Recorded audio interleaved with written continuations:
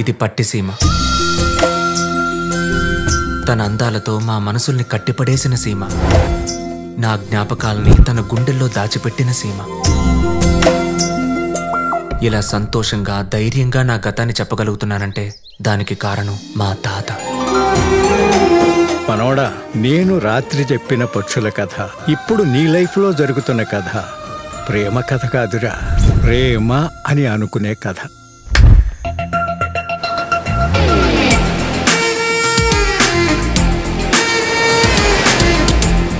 ఒక అందమైన జర్నీ అంటే ఏంటో తెలుసా మురారి? దానికి ఒక పాట ఉంది. కలువకు చంద్రుడు ఎంతో